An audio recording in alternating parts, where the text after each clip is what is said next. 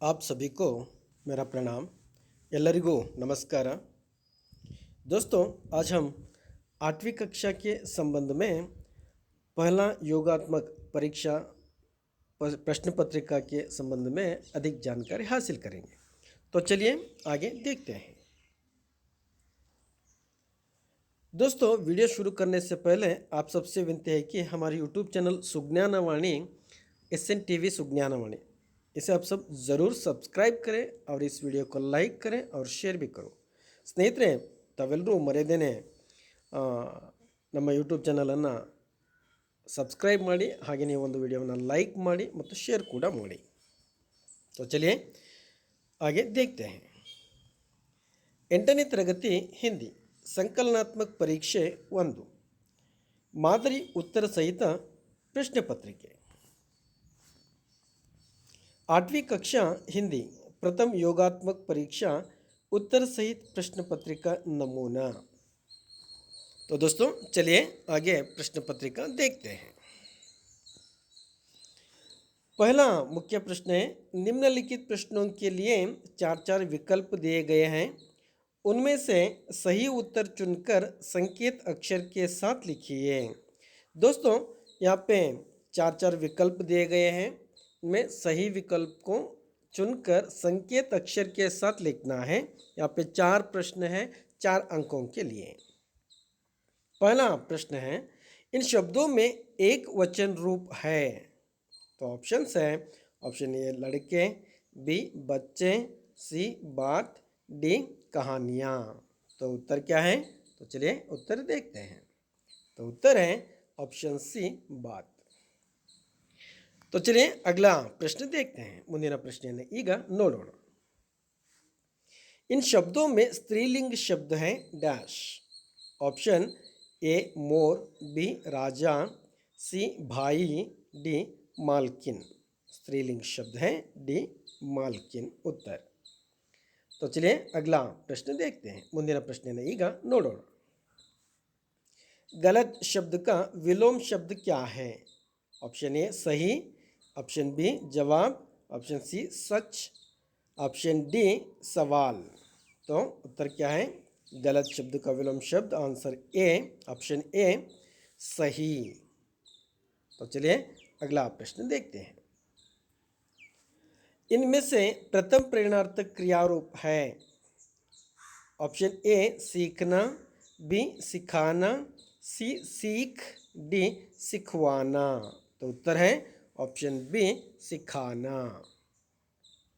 तो दोस्तों, चलिए अगला प्रश्न देखते हैं। ಮುಂದಿನ ಪ್ರಶ್ನೆಯನ್ನು ಈಗ ನೋಡೋಣ।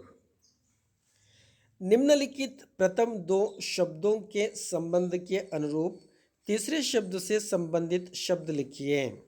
दोस्तों, यहाँ पे 4 प्रश्न हैं, 4 अंकों के लिए हर एक प्रश्न को मिलेगा 1 अंक।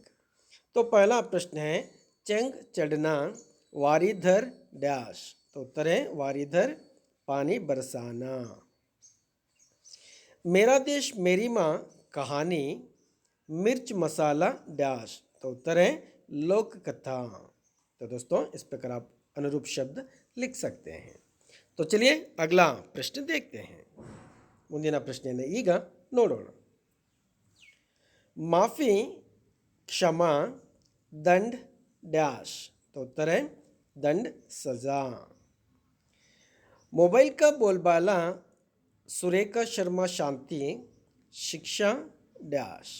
तो उत्तर है ठाकुर गोपाल शरण सिंह। तो दोस्तों, आप इस प्रकार अनुरूप शब्द लिख सकते हैं। तो चलिए अगला प्रश्न देखते हैं। ಮುಂದಿನ ಪ್ರಶ್ನೆಯನ್ನು ಈಗ ನೋಡೋಣ। जोड़कर लिखिए। दोस्तों, यहाँ पे आपको क्या करना है? जोड़कर लिखना है। 4 अंकों के लिए 4 प्रश्न हैं। मेजर राष्ट्रपिता, आग बबूला होना, मंगलूरु समाचार, महात्मा गांधी, आशाराम त्यागी, कन्नड़ का पहला समाचार पत्र, अत्यंत क्रोधित होना। इस प्रकार प्रश्न दिए गए हैं। तो इसका उत्तर होगा मेजर आशाराम त्यागी। आग बबूला होना, अत्यंत क्रोधित होना। महात्मा गांधी राष्ट्रपिता, कन्नड़ का पहला समाचार पत्र मंगलूरु समाचार। तो दोस्तों इस प्रकार आप जोड़कर लिख सकते हैं। तो चलिए अगला प्रश्न देखते हैं। ಮುಂದಿನ ಪ್ರಶ್ನೆ ಈಗ ನೋಡೋಣ। निम्नलिखित प्रश्नों के उत्तर एक वाक्य में लिखिए। दोस्तों यहाँ पे 4 प्रश्नों को दिए गए हैं, 4 अंकों के लिए हर एक प्रश्न को मिलेगा 1 अंक। तो चलिए प्रश्नोत्तरी को चलते हैं। पहला प्रश्न है, भगवान से हमें क्या मांगना चाहिए? तो उत्तर है, भगवान से हमें किसी का अपमान नहीं करने की मति यानी बुद्धि मांगना चाहिए। तो दोस्तों इस प्रकार आप उत्तर लिख सकते हैं। तो चलिए अगला प्रश्न देखते हैं। ಮುಂದಿನ ಪ್ರಶ್ನೆಯನ್ನು ಈಗ ನೋಡೋಣ। सुधा छुट्टी क्यों मांग रही है? तो उत्तर है, भाई की शादी में भाग लेने के लिए सुधा छुट्टी मांग रही है। अगला प्रश्न है, मुरली ने गाना कैसे सीखा है? तो उत्तर है, मुरली ने अपना उर छेद कर गाना सीखा है। अगला प्रश्न है, सारे देश ने गांधी जी को क्या माना? तो उत्तर है, सारे देश ने गांधी जी को राष्ट्रपिता माना। तो दोस्तों आप इस प्रकार उत्तर लिख सकते हैं। तो चलिए अगला प्रश्न देखते हैं। ಮುಂದಿನ ಪ್ರಶ್ನೆಯನ್ನು ಈಗ ನೋಡೋಣ। निम्नलिखित प्रश्नों के उत्तर 2-3 वाक्यों में लिखिए। तो दोस्तों यहाँ पे 7 प्रश्न हैं, हर एक प्रश्न को मिलेगा 2 अंक। कुल 14 अंकों के लिए यहाँ पे प्रश्न दिए गए हैं। आप ज़रा ध्यानपूर्वक देखकर उत्तर लिखना चाहिए। तो चलिए प्रश्नोत्तर देखते हैं। ಮುಂದೆ ನೋಡೋಣ। भोलू क्यों घबरा गया? भोलू क्यों घबरा गया? तो उत्तर है, जब भोलू दूध पी रहा था तब उसे खांसी आई। दूध का लोटा लुढ़क गया तथा थोड़ा सा दूध मुंह से निकलकर जमीन पर फैल गया। पहले दूध में उसको 2 पंख दिखाई दिए, इसलिए वह घबरा गया। तो दोस्तों इस प्रकार आप उत्तर लिख सकते हैं। तो चलिए अगला प्रश्न देखते हैं। ಮುಂದಿನ ಪ್ರಶ್ನೆಯನ್ನು ಈಗ ನೋಡೋಣ। सैनिकों को तुरंत वापस आने का आदेश अचानक क्यों दिया गया? तो उत्तर है, सैनिकों को तुरंत वापस आने का आदेश अचानक दिया गया क्योंकि दुश्मनों ने भारत पर आक्रमण किए थे। तो इस प्रकार उत्तर आप लिख सकते हैं। तो दोस्तों चलिए अगला प्रश्न देखते हैं। ಮುಂದಿನ ಪ್ರಶ್ನೆಯನ್ನು ಈಗ ನೋಡೋಣ। शिशु ने दुनिया में आकर पहले क्या क्या सीखा है और कैसे सीखा है? तो उत्तर है, शिशु ने दुनिया में आकर हंसना सीखा है, बढ़ना सीखा है और चलना सीखा है। और शिशु ने रो रो कर हंसना सीखा है, लघु होकर बढ़ना सीखा है, गिर गिर कर चलना भी सीखा है। तो दोस्तों आप इस प्रकार उत्तर लिख सकते हैं। तो चलिए अगला प्रश्न देखते हैं। ಮುಂದಿನ ಪ್ರಶ್ನೆಯನ್ನು ಈಗ ನೋಡೋಣ। गांधी जी की सत्यप्रियता कहाँ से शुरू हुई, कैसे? गांधी जी की सत्यप्रियता कहाँ से शुरू हुई और कैसे? तो उत्तर होगा, गांधी जी की सत्यप्रियता बचपन से ही शुरू हुई। जब शिक्षा विभाग के अधिकारी अंग्रेजी के 5 शब्द लिखवाए तब बालक गांधी केटल शब्द के हिस्से गलत लिखे। अध्यापक ने इशारे से समझाया कि दूसरे लड़के के हिस्से देखकर टिक कर लो, किंतु गांधी ने ऐसा नहीं किया। उन्हें इस बात की खुशी थी कि उन्होंने चोरी का रास्ता नहीं अपनाया। तो यही से गांधी जी की सत्यप्रियता शुरू हुई। तो दोस्तों आप इस प्रकार उत्तर लिख सकते हैं। तो चलिए अगला प्रश्न देखते हैं। समाचार पत्र में कौन कौन से विषय होते हैं?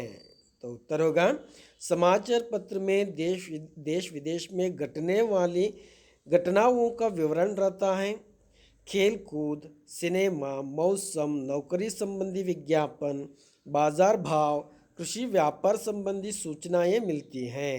और इसके अलावा कार्टून, पदबंध, विवाह संबंधी विज्ञापन, परीक्षा उपयोगी सामग्री, परीक्षा फल आदि समाचार पत्र से हम जान सकते हैं।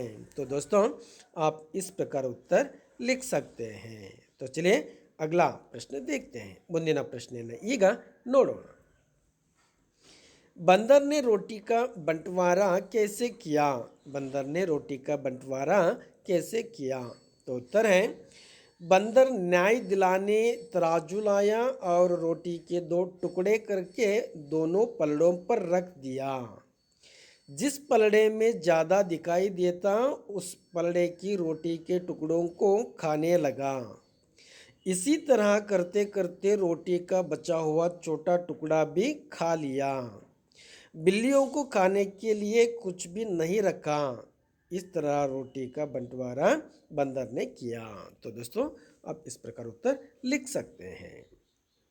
तो चलिए अगला प्रश्न देखते हैं। ಮುಂದಿನ ಪ್ರಶ್ನೆಯನ್ನು ಈಗ ನೋಡೋಣ। आजकल प्रचलित कन्नड़, अंग्रेजी और हिंदी के दैनिक अखबारों की सूची तैयार कीजिए। तो दोस्तों, आपको इस प्रकार एक सूची तैयार करना है। तो चलिए देखते हैं कन्नड़, अंग्रेजी और हिंदी के अखबारों की सूची।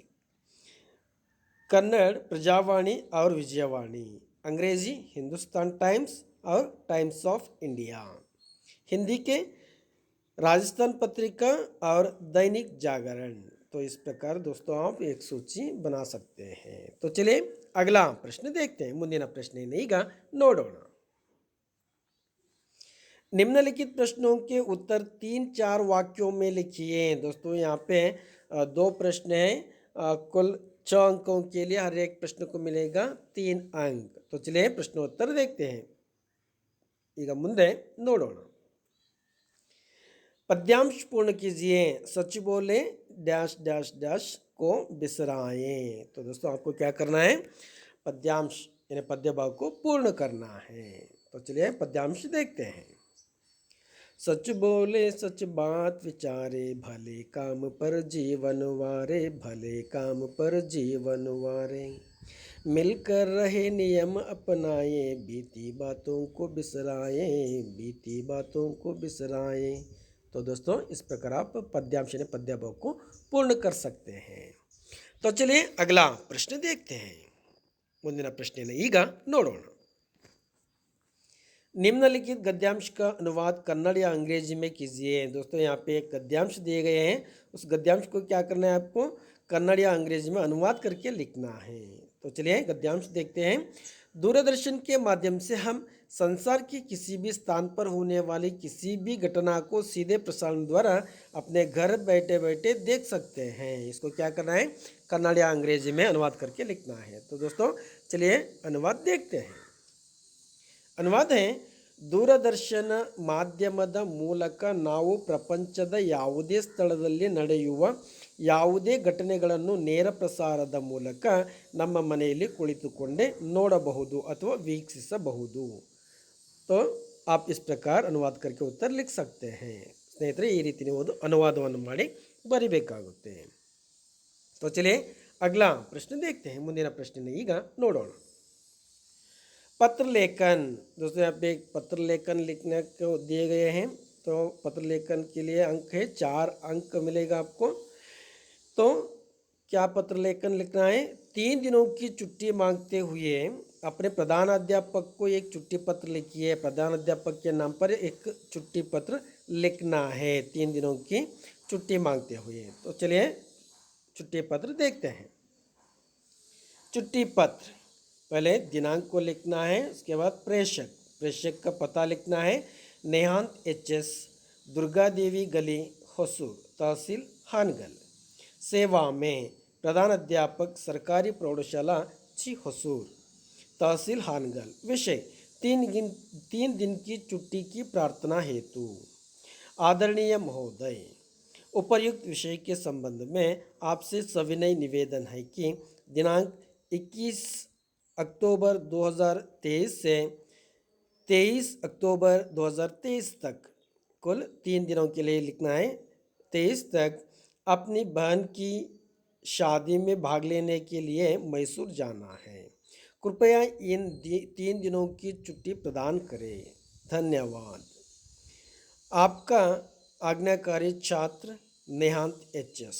तो दोस्तों, आप इस प्रकार एक छुट्टी पत्र प्रधान अध्यापक के नाम पर किसी एक कारण बताते हुए प्रधान अध्यापक के नाम पर 3 दिनों की छुट्टी मांगते हुए एक छुट्टी पत्र को लिखना है।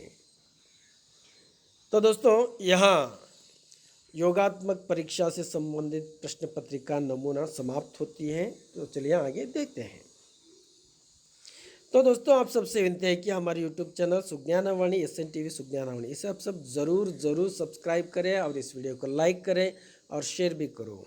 ಸ್ನೇಹಿತರೆ ಎಲ್ಲರೂ ಮರೆಯದೇನೆ ನಮ್ಮ ಚಾನಲನ್ನು ಸಬ್ಸ್ಕ್ರೈಬ್ ಮಾಡಿ, ಹಾಗೆಯೇ ಈ ಒಂದು ವಿಡಿಯೋವನ್ನು ಲೈಕ್ ಮಾಡಿ ಮತ್ತು ಶೇರ್ ಕೂಡ ಮಾಡಿ। आप सभी को धन्यवाद। ವೀಕ್ಷಣೆಯನ್ನು ಮಾಡಿದಂಥ ಎಲ್ಲ ಸ್ನೇಹಿತರಿಗೂ ಧನ್ಯವಾದಗಳು।